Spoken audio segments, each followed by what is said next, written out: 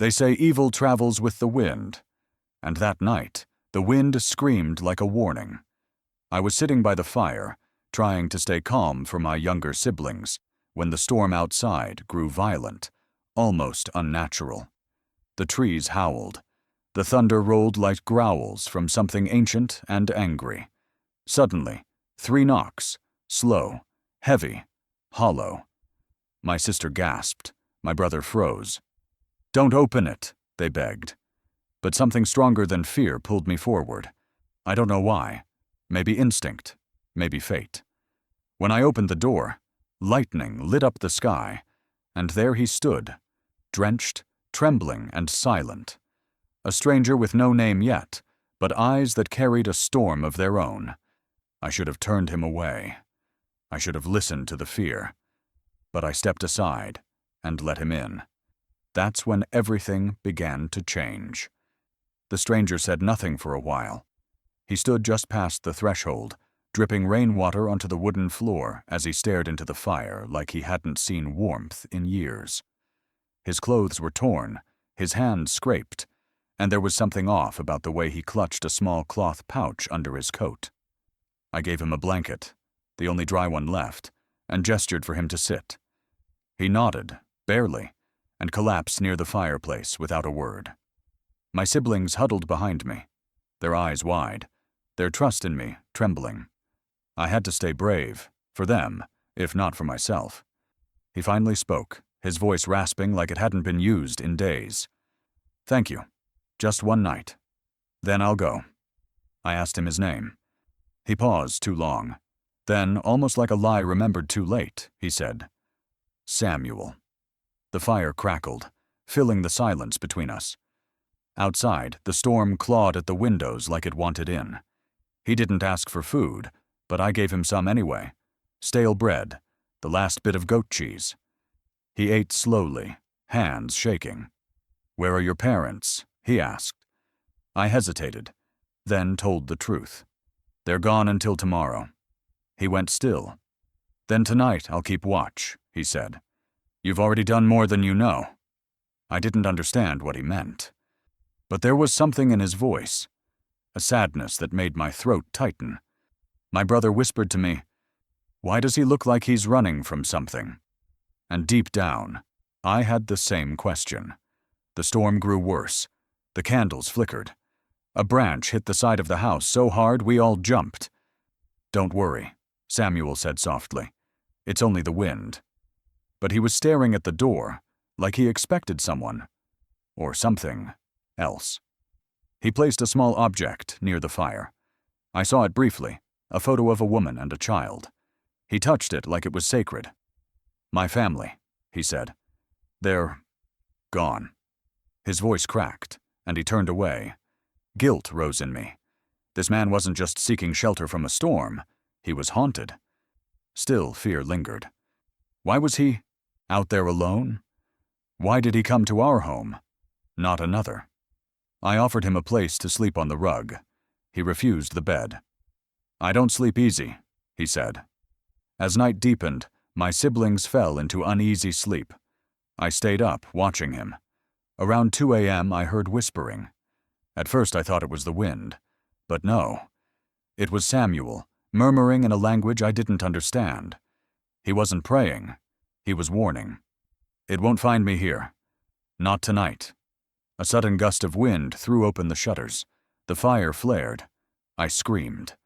Samuel moved faster than I thought possible and slammed them shut. "The house is old," he said, trying to calm me. "But safe. You're safe." Yet his eyes said something else. Something was hunting him. Something he had escaped. For now. I dared to ask, "What are you running from?" He looked straight at me. "Not what. Who? And if he finds me, you'll wish you never opened that door." I couldn't breathe. My fear had grown into something colder. Dread. My instinct screamed to wake my siblings and run into the storm, but my feet stayed rooted. Samuel turned back to the fire. "I didn't mean to bring it here. I just needed one night." There was sorrow in him, deep, old, and dangerous. He whispered again, But this time, it was my name. Thank you for your kindness. My name. You've done more than you know. My skin prickled. I had never told him my name. How do you know? I started, but he had already laid down, facing the fire. I watched him for what felt like hours. The storm outside slowed, but inside, the tension only grew thicker. I finally drifted to sleep, curled around my siblings like a shield. Just before I faded, I heard Samuel's voice, low, almost a chant. You'll never forget this night. It will live in your blood. When morning came, the house was silent. The fire was out. Samuel was gone. No muddy footprints, no trail, nothing. Only his scarf remained, folded neatly on the chair. Beneath it, a note.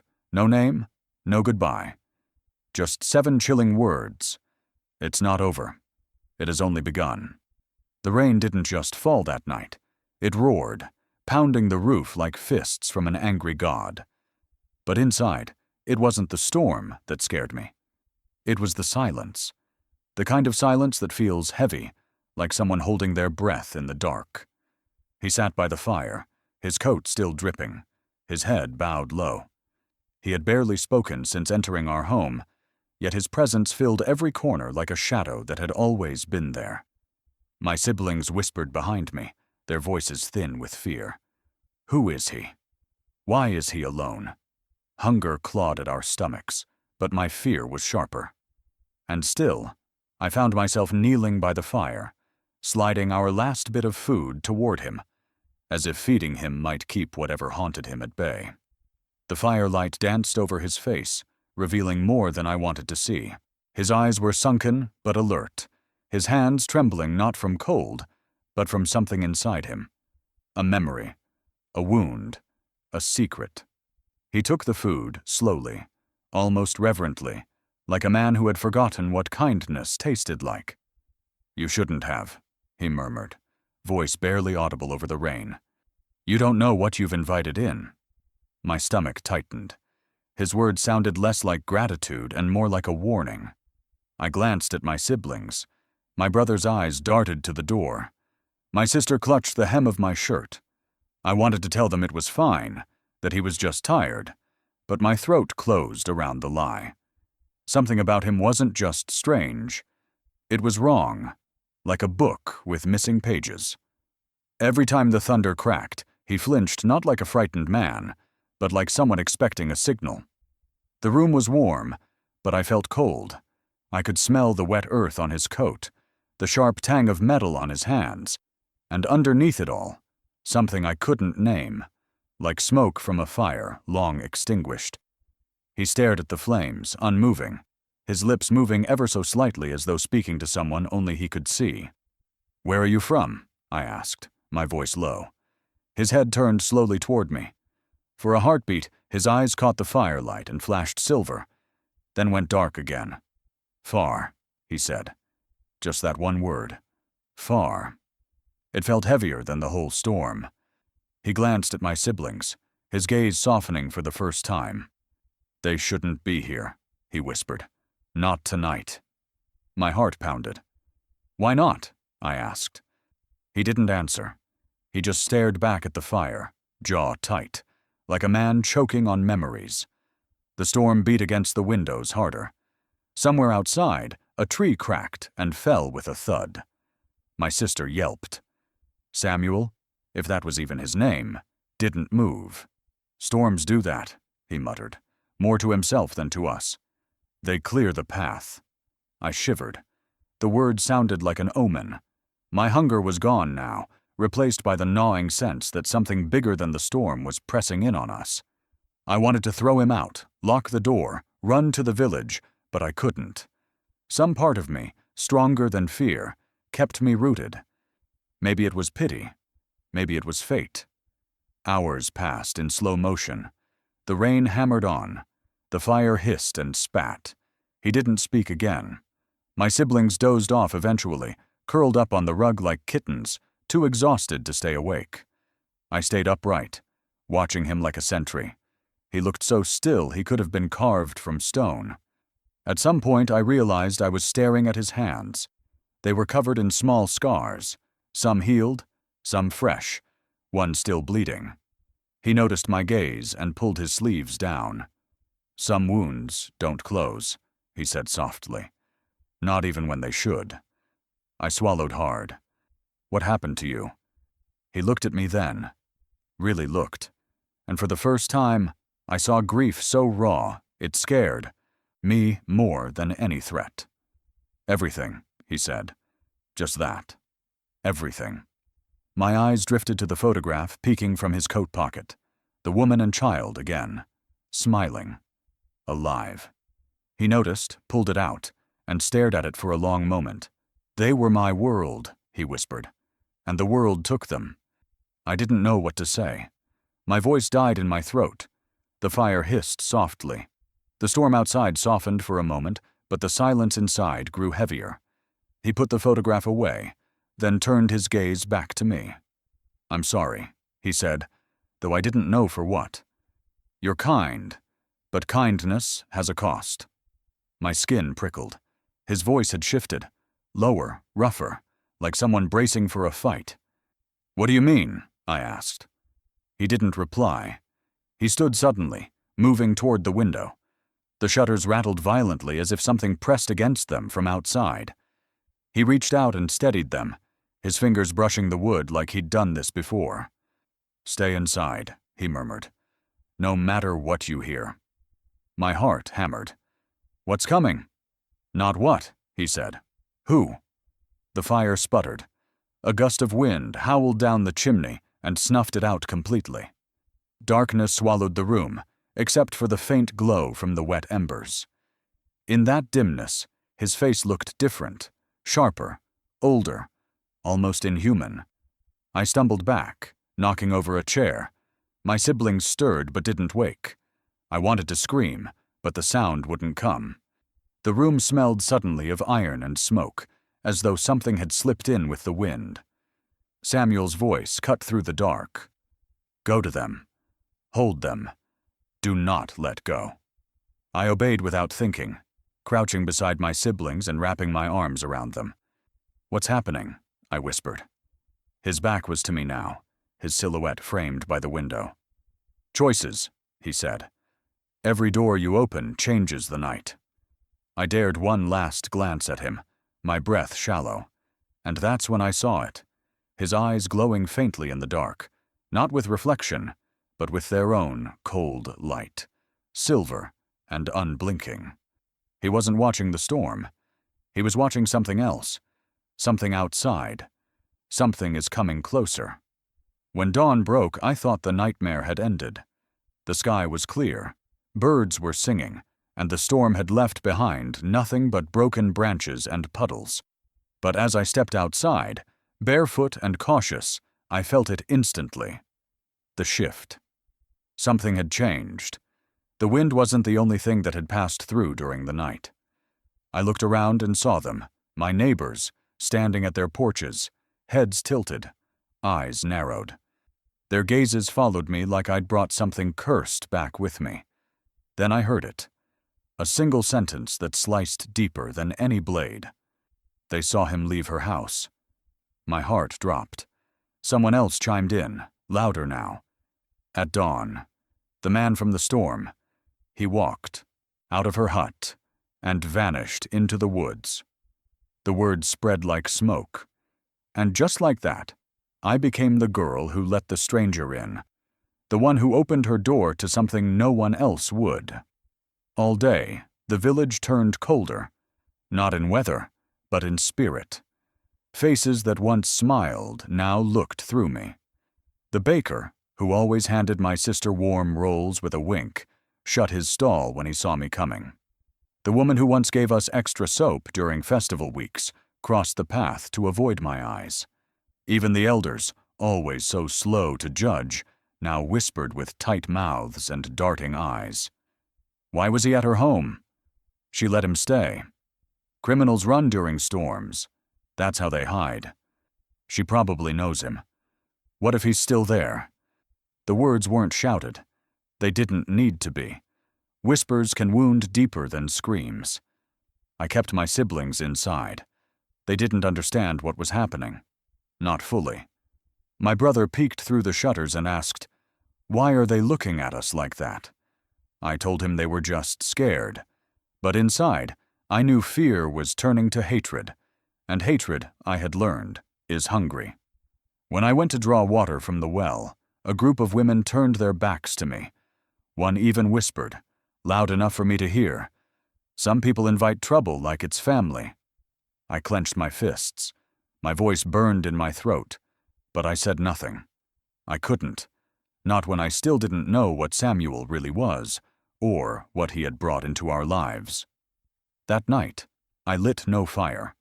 I didn't want the glow to attract eyes or attention. The air inside was tense. My sister asked me, "Will the man come back?" "I don't know," I whispered. And that was the truth, because something told me he never really left. As the sky turned black, I locked every window, checked every door. Still, unease curled in my stomach like a snake. The house felt colder than it should have, and the silence around us was too thick, like the world was holding its breath. That's when I heard the voice. Low, sharp, not quite a whisper, not quite speech. It came from the corner of the room, the very spot where Samuel had sat the night before. I froze. My siblings were asleep beside me, their small breaths soft and even. I stood slowly, heart thudding like war drums in my chest. Step by step, I moved toward the sound, and then I saw him. Samuel, standing in the shadow. He hadn't used the door. He hadn't knocked. He was just there, as if he'd never left. He didn't look at me. He wasn't alone. He was talking to the darkness. "I told you not yet," he hissed. "She doesn't know. The boy doesn't see it. The girl is still pure." I pressed my back against the wall. My pulse pounded in my ears. He wasn't talking to the shadows. He was answering them. Something in that room was whispering back. I stepped back, floorboards creaking underfoot. Samuel turned slowly, eyes gleaming silver again, even in the dark. "You shouldn't have come out," he said softly. "They see you now."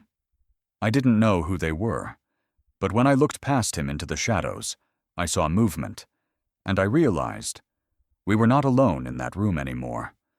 "I want the truth," I said, voice shaking more from fury than fear. "Who are you?"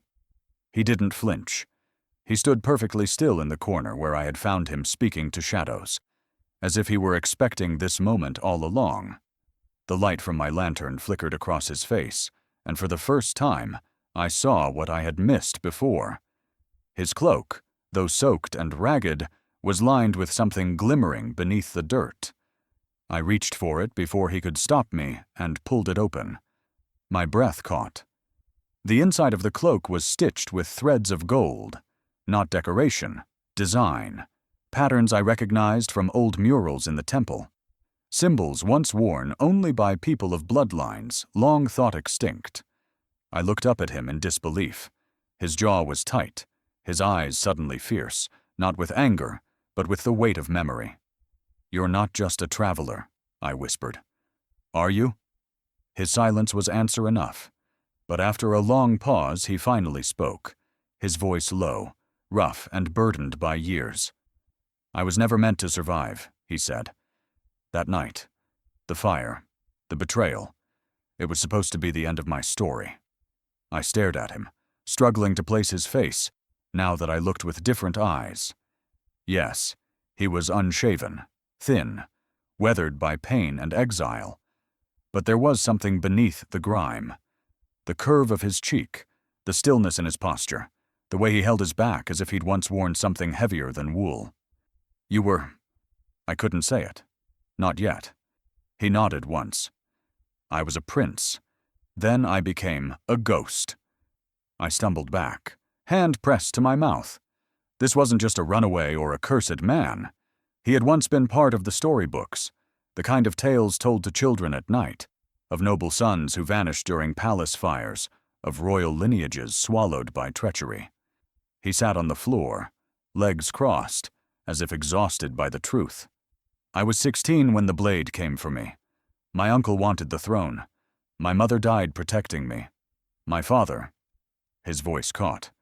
He was betrayed from within the court itself. The silence between us throbbed.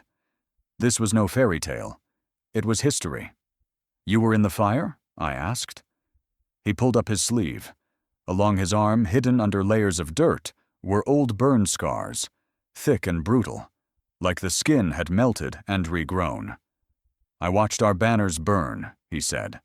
I escaped with nothing but breath, and the crest. He opened the cloth pouch that he always carried, the one I had seen him clutch in his sleep. Inside was a small, round object wrapped in velvet. He placed it gently in my palm. It was heavy, real, carved with precision. The royal seal, the symbol of the golden lion entwined with the blade of unity.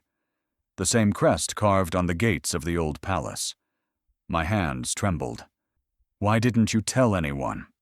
He looked at me then, eyes glassy. Who would believe a half-dead boy crawling out of ash, claiming to be the heir to a dead kingdom? Tears welled in my eyes before I realized it. His pain was raw, not rehearsed. This wasn't a man playing prince. This was someone who had carried his truth in silence for too long, and had learned that silence was sometimes the only shield. What do you want from us? I asked. Nothing, he replied. I only wanted to survive one more night, to remember what safety felt like. But they followed me. The ones who erased my past. They never stopped watching. Then why come here? Because I saw her, he said, glancing at my sleeping sister. In the market. 2 days ago. Her laugh. It sounded like my cousin's. It reminded me of the time before. And I thought, maybe fate hasn't finished with me yet. I felt my knees weaken and sat down beside him. The room felt too small for what he had just shared. Why are you talking to the shadows? I asked quietly. He hesitated. Because of some memories. They become voices, and sometimes they answer back. I didn't know what that meant, not fully, but I believed him. For the first time, I saw Samuel, not as a danger, but as a man torn from his identity, running not just from enemies, but from time itself. Will you take back the throne? I asked. He laughed bitterly. The throne is a corpse. The court that crowned me now kneels to traitors. If I return as a threat. They will kill to keep me buried. I placed the crest back in his hand. Then we protect you. He shook his head. You don't understand. Being near me puts you in danger. The shadows aren't just voices, they're real. They're coming. And this village, it will burn if I stay. Fear prickled my spine, but something stronger pulsed in my chest. Defiance. You're not alone anymore, I said, and you're not going anywhere without a fight. Samuel stood, drawing back his cloak fully now.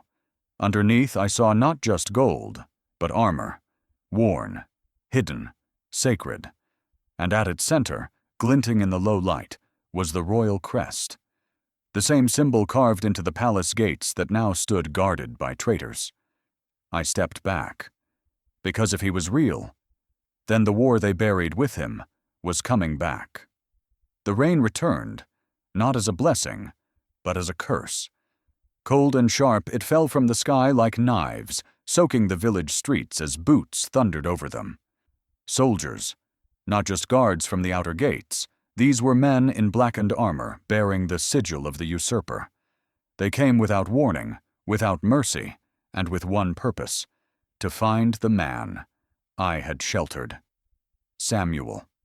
I stood frozen in the doorway of our home as their captain raised a parchment high, the ink still fresh with betrayal.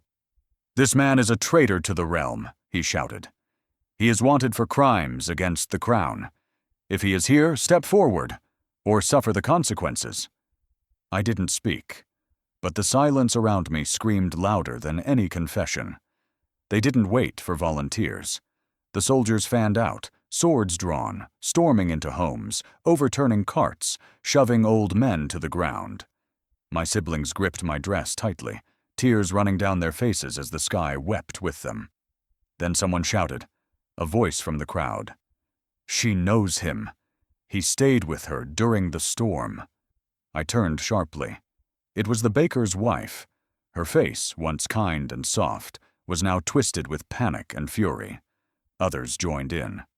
"She fed him. She hid him from us. She brought danger into our homes."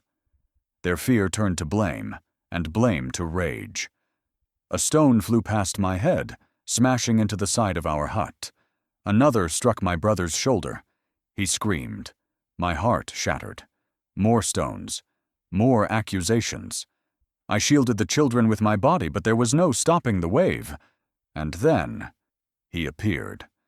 Samuel, no longer hidden, no longer afraid.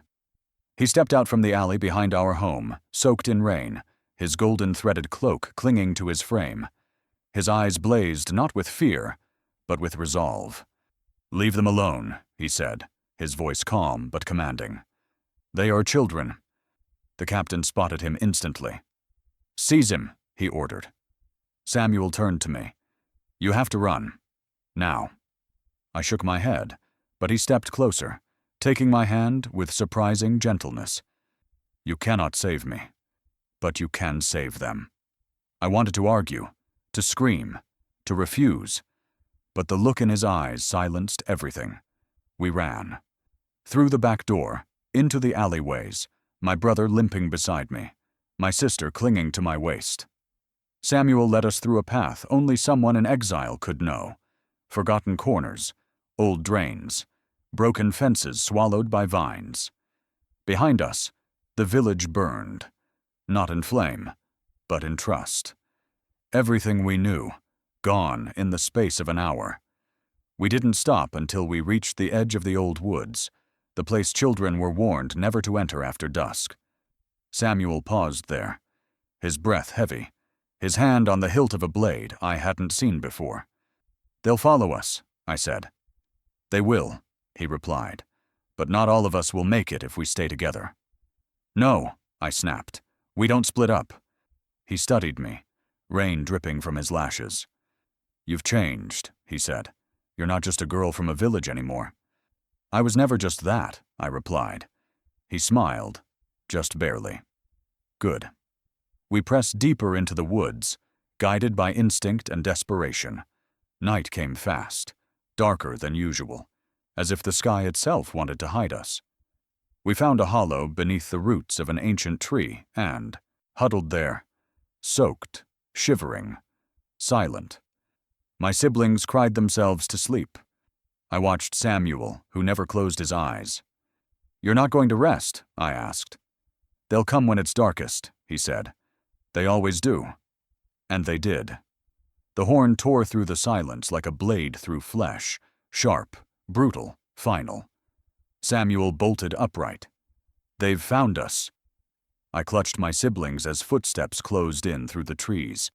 Then torchlight flickered across the bark. And the hunters stepped into our hiding place. Weapons drawn, eyes cold as stone. The rain had not stopped. If anything, it had grown more relentless, not falling from the sky, but crashing, turning the open savanna into a grave of mud and mire. Every step felt like wading through a nightmare. Our feet sank deep with each movement. My legs ached. My brother cried quietly, his shoes lost to the sludge hours ago. My sister clung to my back, feverish and trembling. Behind us, though we couldn't see them yet, the soldiers followed, closer with every heartbeat. Samuel led the way, his cloak torn and plastered to his body, his steps firm and sure. He moved like he'd walked this path 1,000 times, though there was no path, only rain, mud, and fear. The trees thinned as we pressed on, giving way to open fields veiled in fog. The ground beneath us gurgled with every step. The night was ink black, but Samuel never hesitated. He stopped only to listen, to the wind, to the distant crack of branches, to silence itself.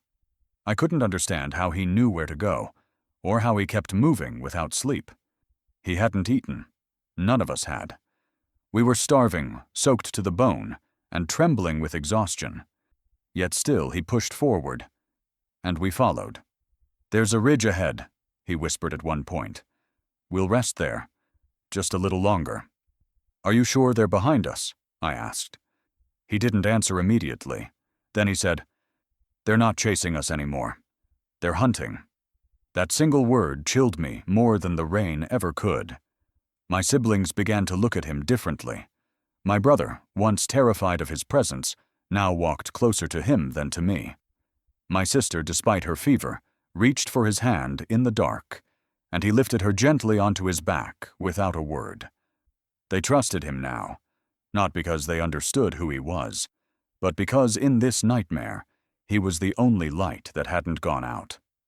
As we neared the ridge, Samuel paused, held up his hand, and we dropped to the mud without question. His eyes scanned the distance, his body low, still listening. "What is it?" I asked, barely breathing. "Footsteps," he whispered.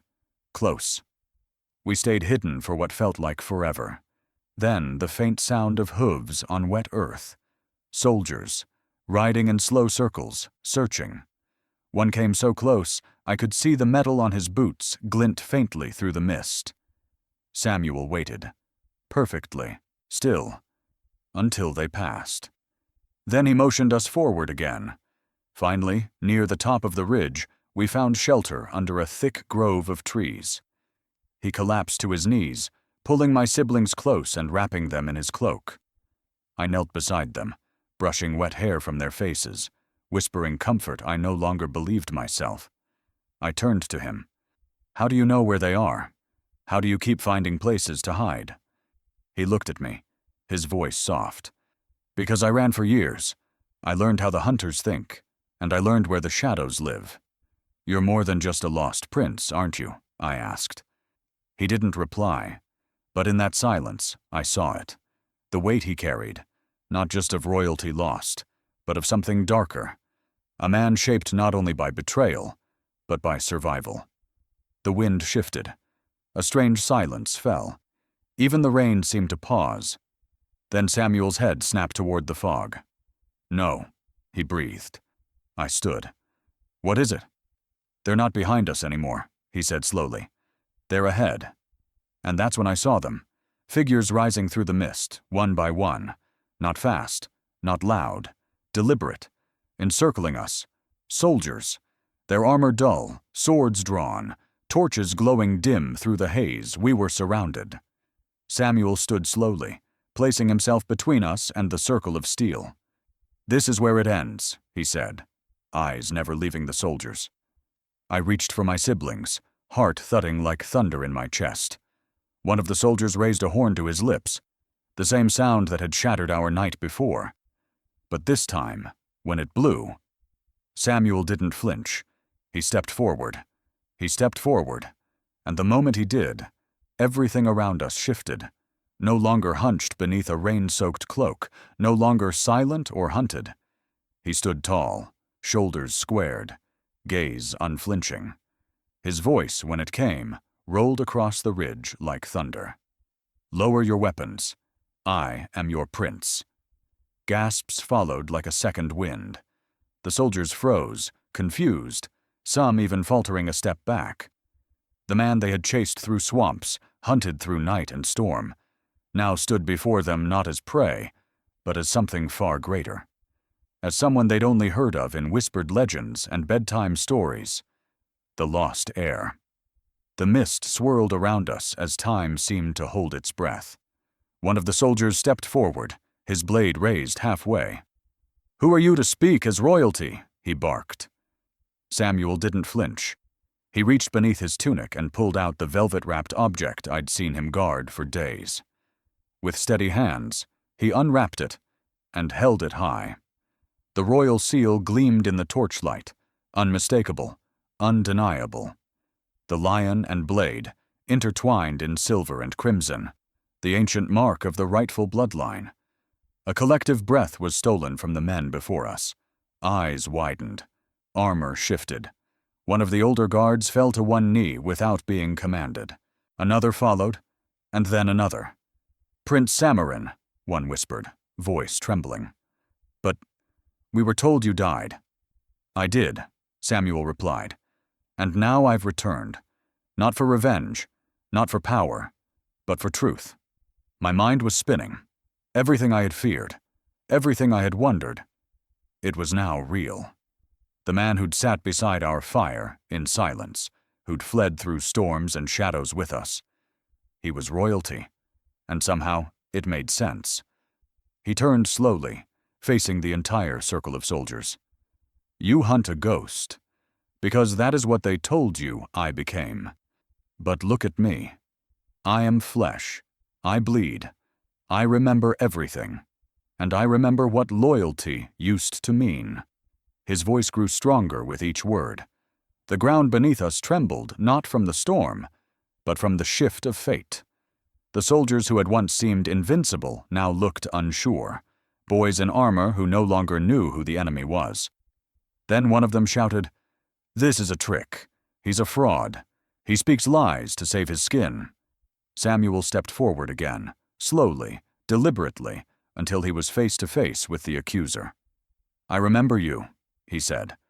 "You stood at the western gate when I was 10. Your son had just been born. You showed me a locket. His name was Corin." The man paled. His weapon lowered instantly. How could you know that?" "Because I was there," Samuel said gently. "I knew your face before you were ordered to forget mine." A hush fell. One by one the soldiers shifted. Loyalty cracked and bent like the branches in last night's storm. Doubt had taken root, and in its place, something else was growing. Recognition. He turned back to me then, his face solemn, but his eyes burning with the weight of truth. "I was never meant to be saved," he said quietly. "But you gave me a fire to return to. You gave me something I thought I'd lost forever." I felt something tighten in my chest. All this time, I had feared him, fled with him, fought for him. And now I saw why it had mattered. He wasn't just reclaiming a crown, he was reclaiming his name, and everyone who had once believed in it. But not everyone was ready to bow. Behind the kneeling soldiers, a second wave arrived. These were not confused men with fading loyalty. These were the loyalists of the current king, hardened, sharp-eyed, and already drawing blades. "Seize him," one growled. "Kill the girl. She's with him." My heart stopped. Everything in me screamed to run, but Samuel stepped in front of me. "No more running," he said. "Not for you." And then, chaos erupted. Blades clashed. Shouts rang out. Some soldiers turned on each other. The ridge became a battlefield of torn loyalty and unspoken truth. Samuel fought like someone who had spent years preparing for this moment. Every strike was precise. Every movement had purpose. And beside him, I fought too. Not because I had to, but because I chose to. The rain fell, harder again, as if the sky knew the war had begun. When the clash finally stilled and the last echo of steel faded into the mist, he turned to me, eyes burning, breath ragged, cloak torn, but standing tall. "This changes everything," he said, "and not just for me." Then he stepped closer, gaze piercing. "Now you must decide where you stand." The rain had eased, but the earth was still soft and heavy, as though it had swallowed the night's terror and kept it under the surface. Soldiers, who had only minutes ago been lunging toward us with swords raised, were now frozen where they stood. One by one, armor creaked as they fell to their knees in the mud. Not because Samuel ordered them to, not because they feared his blade, but because they saw it. The truth glowing on his chest. The royal crest, once hidden beneath layers of rags and exile, shone faintly like living fire. It was no longer a legend whispered at hearths. It was standing before them, undeniable. Villagers emerged slowly from their huts, faces pale, eyes wide. They'd seen soldiers at their doors before, but never this. Never an entire line of armed men bowing like penitents to a stranger. Some villagers hung back in shame, their eyes flicking to the ground. Others stood transfixed, hands clutched to their mouths, awe flickering across their faces. Children peered out from behind skirts and door frames. My siblings clung to me, trembling. "Is it really happening?" my brother whispered. "Is he—" My sister couldn't even finish her sentence. All I could do was hold them tighter. Samuel didn't look triumphant. His face was pale beneath the rain and grime, his mouth set in a grim line. He hadn't raised his hands or called for allegiance. He simply stood there, back straight, water dripping from his brow, his presence alone bending the moment around him. The first soldier dropped to his knees, then the second, then the third. The sound of metal striking mud echoed like a slow drumbeat. Within minutes, nearly every soldier who had hunted us was kneeling. Their eyes were lowered, but their breaths came fast, their bodies trembling with confusion, shame, and perhaps a strange relief. One of the older guards, a scarred man with a torn blue sash, lifted his head. His voice shook. "We were told you were dead. We were told to hunt a ghost." Samuel's gaze softened, but only slightly. "You were told lies. You believed them. But you remember me, don't you?" The man blinked. "I do." "Then you remember the oaths you swore," Samuel said quietly. The soldier dropped his eyes again. Behind them, the villagers inched forward. People I'd known my whole life. People who had thrown stones at me and my siblings just a night before. People who had whispered, "She harbors criminals." Now they stared at Samuel, their expressions shifting as if seeing the truth had cracked something inside them. The baker's wife, the one who had first shouted my name, was among them. Her lips trembled. She clutched her shawl like it could protect her from what she was seeing. She whispered to no one, "It's him, the boy from the fire." Her husband's hand tightened on her shoulder, but he didn't deny it. A few villagers dropped to their knees as well, though more in shock than in loyalty. Others simply stared, paralyzed. I felt my throat tighten. This was the same square where we'd been condemned, now transformed into a place of revelation. It felt unreal, like stepping into a story older than us all. Samuel turned his head slightly, speaking low enough for only me to hear. "This is what they never wanted to happen. For truth to stand in daylight." "What happens now?" I asked, my voice trembling. He glanced at the soldiers. "Now they must choose, loyalty to a false crown, or loyalty to the bloodline they swore to protect." "But will they fight for you?" I whispered. His eyes met mine. "That depends on whether they remember who they are." He stepped forward, mud sucking at his boots, cloak dragging behind him. He spoke louder now, his voice rolling across the field. "I am Samarin, son of King Halvar, rightful heir to the throne. I have wandered the ashes of my kingdom for 12 years. I have seen the price of silence. I have bled to keep the truth alive. You hunted me because you were told to, but you cannot hunt the truth forever. You can only kneel before it, or destroy it." The words rippled through the soldiers like a current. A younger one let his sword fall entirely, tears streaming down his cheeks. Another muttered a prayer. The scarred older guard spoke again, louder. "We were children when you vanished. They said you were burned. They said no one survived." "They lied," Samuel said simply. From the edge of the crowd, the village elders approached slowly, their robes heavy with rain. The same men who had questioned me, who had stood at my door with suspicion in their eyes, now walked like men approaching judgment. One of them, the tallest, with a silver beard, fell to his knees. "Forgive us," he whispered, voice cracking. "We believed the lies. We turned on our own." Samuel didn't answer immediately. When he did, his voice was soft but unyielding. "Lies live when truth is buried. You helped bury it. Do you understand the cost?" The elder bowed his head. "We do." I looked around the square.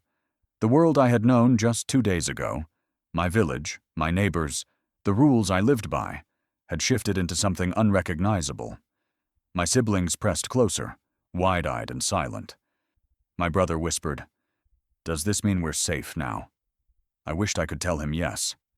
Samuel's eyes scanned the horizon. His face hardened. Safety is an illusion until justice is restored. What do you mean? I asked. He glanced at me. The usurper will not let this stand. Reinforcements are coming. They will burn this place to the ground before they kneel. Fear prickled my skin. Then what do we do? He looked at the soldiers still kneeling. They must decide who they serve. And you, his gaze flicked back to me, must decide whether you will stand with me when the cost comes due. The villagers murmured among themselves. Some took a step back, fear rising again now that the shock was fading. Others stepped forward, eyes lit with a strange fire, a spark of something they hadn't felt in years. One soldier rose from the mud, gripping his sword hilt tightly. If you are truly the prince, lead us. Tell us what to do.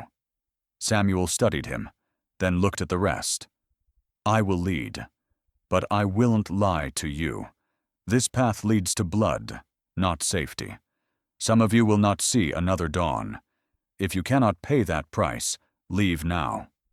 The soldier hesitated, then dropped back to one knee. Another followed, another. Slowly, the square filled with people kneeling not from confusion, but from choice.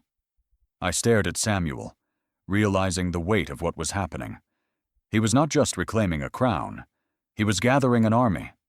He stepped closer to me, lowering his voice again, so only I could hear. Rain ran down his face like tears. The crown may be restored, he whispered, but only through sacrifice. His words sank into me like stones into deep water, because I knew, in my heart, he wasn't speaking of soldiers or thrones. He was speaking of us. And when his eyes locked on mine, I understood. The choice I made next could cost me everything. His eyes, so often shadowed with pain and purpose, softened when he looked at me. The battle had calmed.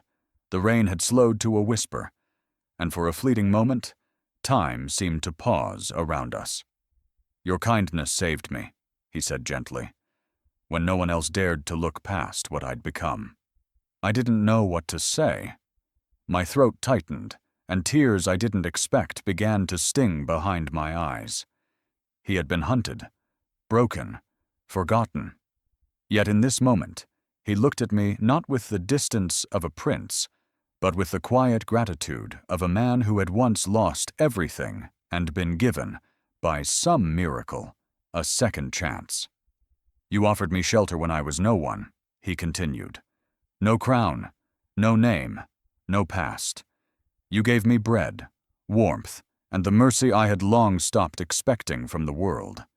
I only did what anyone should have, I whispered. He shook his head. But no one else did. Only you.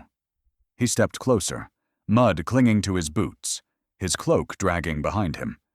Around us, soldiers still knelt, villagers stood in awe, and my siblings clutched one another tightly, all waiting for what would come next.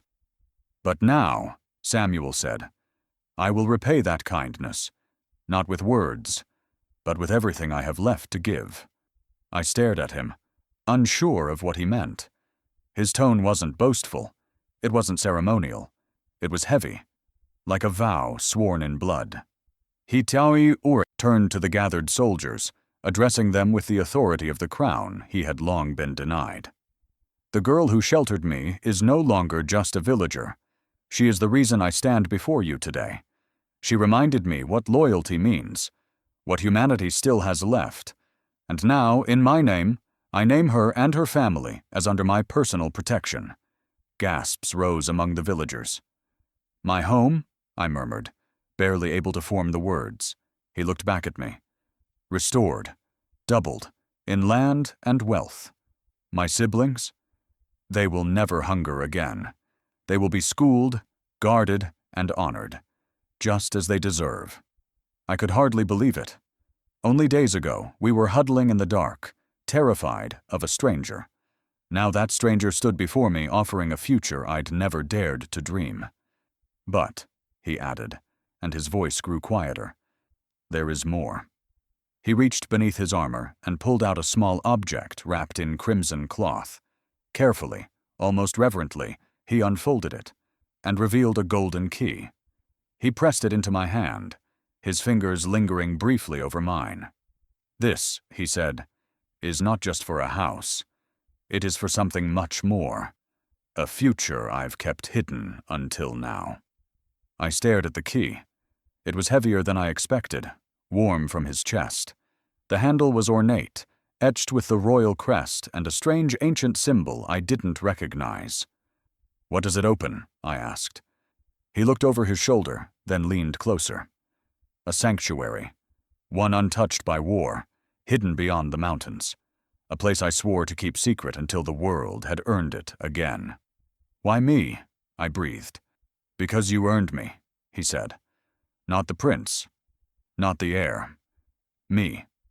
My hands trembled as I closed my fingers around the key. I had no words, only a feeling, deep, raw, and unshakable, that everything in my life had led to this moment.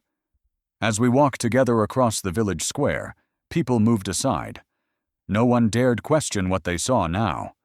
The prince walking beside the girl who had saved him. The whispers were different today. Not poison, not suspicion, but reverence. She saved him. She believed him. She has the golden key. The elder approached again, bowing low. "Your Highness," he said, "what would you have us do?" Samuel looked at him and then to the people. "Prepare. The true king is returning, but not on thrones of gold, on the backs of those who choose truth over silence. You must be ready. You must protect each other. You must fight." Then he looked at me again. "And you, your family will be escorted to the sanctuary tomorrow. There they will be safe until the day I claim what was stolen." I wanted to argue. I wanted to say I would stay and fight beside him. But his eyes told me this wasn't goodbye. It was a beginning. That night, as I sat with my siblings beside a new fire, a real one, burning in peace, I stared at the key again. Its glow caught the light just right, and something stirred inside me. A memory, a feeling, a knowing. Samuel approached, silent and worn. He sat beside me, gazing into the flames. "Do you regret it?" he asked. "Letting me in?" I shook my head slowly. "No, even if it cost me everything. I would do it again." He smiled faintly. "Then I chose well." He reached into his coat once more, producing a small map, edges frayed from years of wear. He handed it to me, folded tightly. "When the moon rises full in 2 weeks' time, use this. Travel north. The key will open the gates, but only if you still believe in what brought us here." He stood, rain finally gone, sky clear above. As he walked away, the fire flickered strangely, like it recognized the key in my hand. I looked down at the map, then back at him. Because whatever lay beyond those mountains, I had just been given the key to something far greater than a kingdom. The road to the palace was paved with astonishment. Word had traveled faster than our horses. The lost prince was not just alive. He was returning, not in shadow, but in light. As we rode toward the capital, the dirt roads gave way to stone, and the silence of the forest was replaced with voices. So many voices. Crowds pressed along the path, their shouts rising like thunder. "The heir has come! He's returned! Praise the bloodline!" My siblings gripped my arms tightly, eyes wide, mouths slightly open. They had never seen anything like this. The banners, the flowers, the way people tossed coins into the air and wept openly in the streets. My brother asked, "Is this what kings walk through?" I didn't know how to answer, because no, this wasn't how kings walked. This was how legends returned. Samuel rode ahead of us, upright, wrapped in royal armor that shimmered beneath the sunlight. He wore no crown, not yet, but he didn't need one. His presence commanded more than metal ever could. People reached out just to touch the hem of his cloak. Children ran barefoot alongside the procession. Women clutched their babies to their chests as if hoping their children would remember this day for the rest of their lives. I walked behind him, not because I was told to, but because my legs barely moved with the weight of what this moment meant. My heart pounded in my chest. It felt like yesterday we were running for our lives through mud, hunted and starving. Now we were entering the gates of the very palace they once said had burned him alive. The city was glorious and terrible in its beauty. Towers of white stone rose like sentinels above the crowds. Statues of former kings lined the grand road, their faces weathered by time and war. Everywhere we looked, people shouted his name. Some cried, some knelt, and some watched in silence, their eyes sharp, their loyalty still hidden. Samuel seemed to notice. His hand stayed near the hilt of his blade, even as he nodded to the cheering. Masses. He knew, as did I, that not all who smiled meant well. My siblings stared in awe at the palace walls as we approached. They were not just large, they were ancient, scarred with the memory of fire and blood. These were the same gates Samuel once fled through as a boy. Now he was returning through them as a man. "Is this where the traitors live?" my sister whispered. "Not for long," I said. The guards at the palace gates stepped forward, uncertain. They looked at one another, hands trembling at their sides. Then their captain stepped out, brow furrowed. "Who approaches the royal gate unannounced?" Samuel dismounted slowly. He removed the velvet cloth from his chest plate, revealing the crest beneath, the lion and blade, shining in the sun. "I am Samarin, son of Halvar," he declared. "Rightful heir, betrayed, burned, forgotten, but not broken." The silence that followed was absolute. Then the captain fell to one knee, and behind him, so did the others. The gates opened. Inside the palace, time seemed to fold. The air was thick with incense and memory. Paintings still hung crooked from when the halls were ransacked. The scent of blood and history lingered in the stones. But the people, the ones who had remained loyal in secret, were emerging. Servants, cooks, guards, once stripped of their titles. They came out of corners and shadows, bowing with trembling hands, tears in their eyes. I walked slowly behind him, unsure where to look.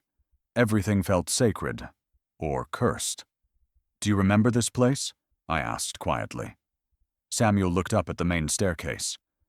"I remember the screams. I remember the fire." He paused, then added, "But I also remember where my mother used to sing to me, just there, by that window." The contrast broke my heart. He had come home not to reclaim power, but to reclaim his story. The throne room was next, and that, I think, was where the world began to change.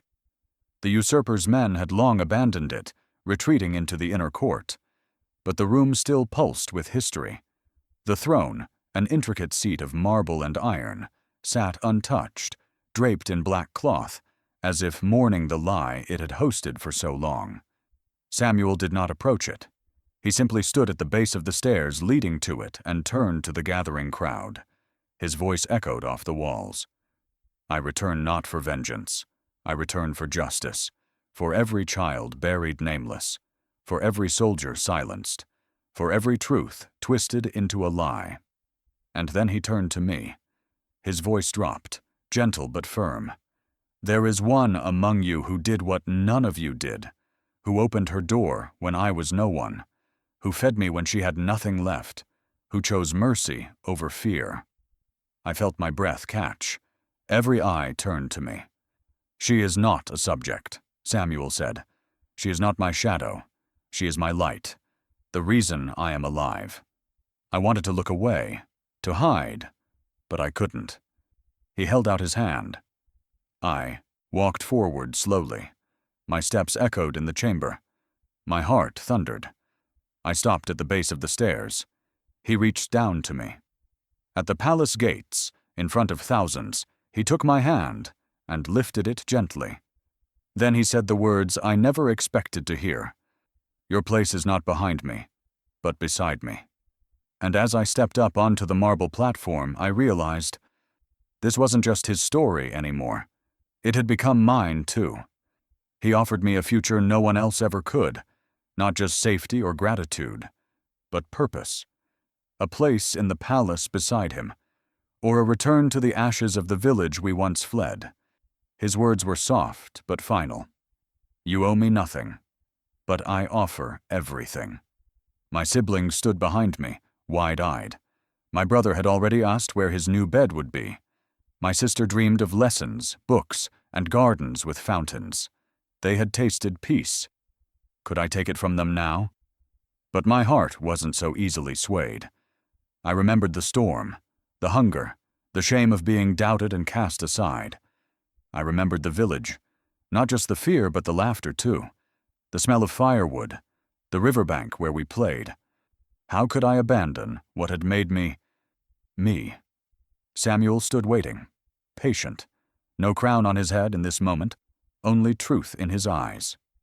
I will never make you stay, he said, but I need people beside me who remember pain and choose compassion anyway. I looked at him, and for a moment I saw not the prince, but the man who had once whispered beside our fire, "You'll never forget this night." That night, I stood in the quiet of the chapel, the palace echoing behind me.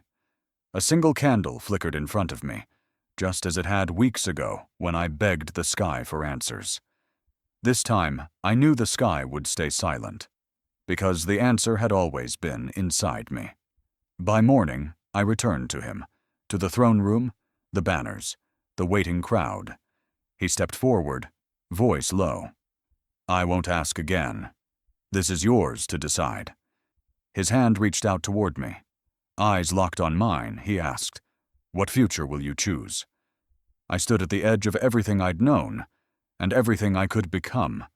One step forward, or one step back, both would change everything. And still, I hadn't moved. It didn't come with a crown or ceremony. No trumpets, no stage declarations, just the sound of his boots on the marble floor, and his hand holding something that felt heavier than gold. He stepped forward, past nobles and generals, past villagers and guards, and stopped before me. His eyes, no longer haunted but full of resolve, met mine. He raised the parchment. The seal shone in the torchlight. This, he said, belongs to you. He placed it in my hands, the official deed to the Eastern Palace. The breath caught in my chest. The seal was unbroken. The parchment is thick and warm from his grip.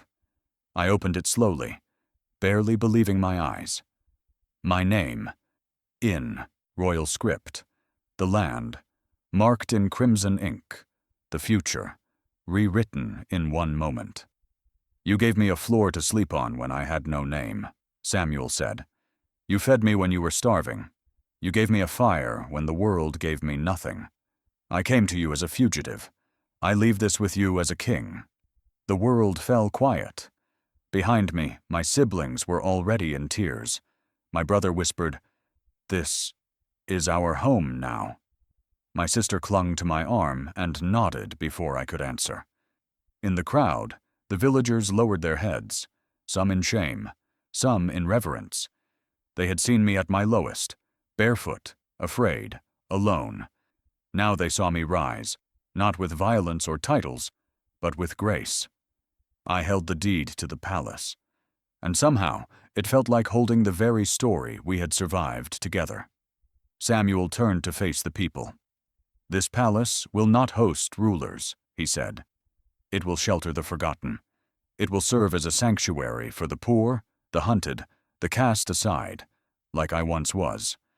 And it will stand, because she believed in goodness, before power. He turned back to me, and because she reminded me who I was. That evening, after the crowds had left, I stood alone in the great halls of the Eastern Palace. The walls no longer echoed with loneliness. Now they pulsed with quiet meaning. The ceilings stretched like sky. The floors gleamed with light. But none of it overwhelmed me. I had walked through fire. I had slept in fear. I had buried dreams in the mud.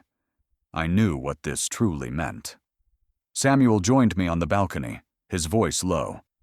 "You haven't just helped me take back a crown," he said. "You've helped me build a different kind of kingdom. A quieter one," I whispered. "One where people listen." He nodded. "Where people are seen." My siblings ran through the garden that night without fear. My sister asked if she could learn to plant flowers. My brother said he wanted to train as a guard, like the ones who once chased us. But now, he wanted to protect. And I still wasn't sure who I had become, but I knew what I stood for. I walked through the halls and saw our story everywhere, in the torches, in the tapestries, in the way people looked at us now. We were not ghosts. We were not lost. We had simply been waiting to be found. Samuel approached me later in the chapel. He carried a key in his palm, the golden one, the one he gave me on the night we hid beneath tree roots and fog. "This belongs with the deed," he said. "The door it opens is for those who still don't believe that one act of kindness can change everything." I took it, closing my fingers around it. It pulsed like memory. He looked at me with calm reverence. "I thought I had lost everything, but I was wrong. That storm took my family, my home, my crown, but it brought me to you. And in that, I found something greater." We stood in silence, the weight of the past behind us, and something new, something clean and sacred, rising in its place. We did not celebrate like royals. We didn't feast. We lit lanterns in the garden, each one for a memory, each one for someone we lost, each one for the life we never expected, but had earned through fire and mercy. I watched them float into the sky, and it hit me. This wasn't a reward. It was a responsibility. The deed was not just land. It was a promise, a sacred vow to shelter those who came after us. Like Samuel came to us in the night, soaked and trembling, with no one to turn to. As the last lantern rose into the dark, I looked at Samuel beside me. He didn't need to say anything, and I didn't need to ask anything more.